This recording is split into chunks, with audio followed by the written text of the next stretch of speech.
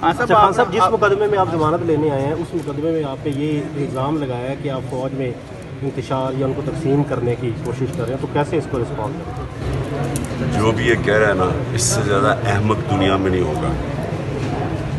آپ ایک معاشرے کے اندر کوئی بھی ادارہ ہو، اگر وہ غلط کام کرتا ہے اور آپ اس کی تنقید نہیں کرتے، آپ معاشرے کو نقصان پہنچاتے ہیں۔ آپ اپنے بچے کی تنقید کرتے ہیں جب وہ غلط کام کرتا ہے۔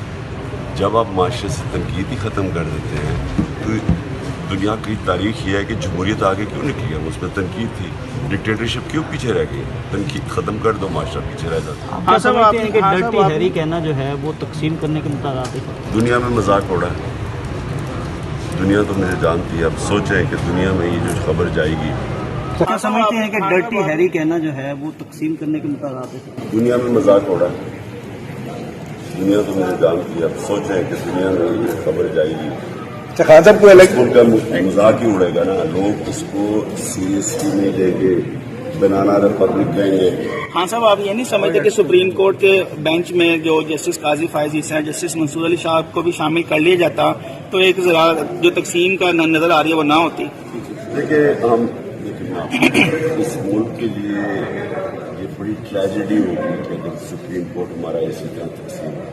ہم سب کو دعا کرنی چاہیے کہ سپریم کورٹ ایک ایسا اس کا اندر یونٹی ہو اور لوگوں کی فنڈامنٹل رائٹس کی حفاظت کرے۔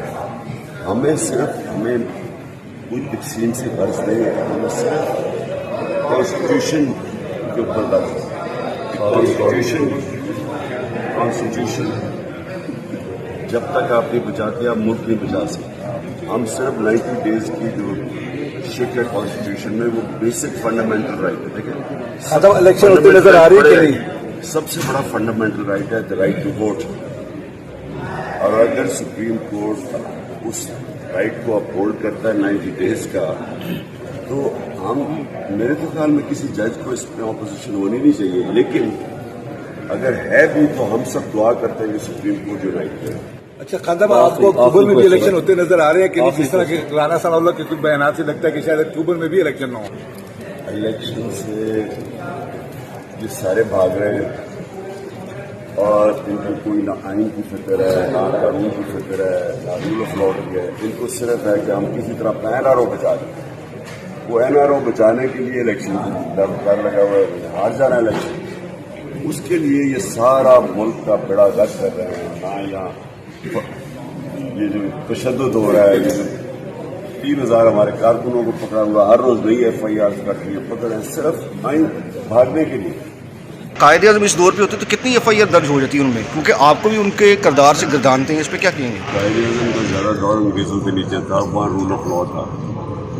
انگریز کے دور کے اندر کبھی پولیٹیکل پرزنرز کے اوپر تشدد نہیں، یہاں تو پولیٹیشنز کے اوپر تشدد ہو رہا ہے۔ وہ ورکرز اٹھاتے ہیں، ان کو جا کے مارتے ہیں، اور پیچھے ہوتے ہیں نامعلوم افراد۔ ایسا تو کبھی نہیں ہوتا۔ مشرف کا میں اپوزیشن پر تھا، 7 دن میں نے ہمیں تو بلکہ وہ لبرل تھا۔ یہ نامعلوم افراد کیا چاہتے ہیں؟ ان کو خود بھی نہیں پتا۔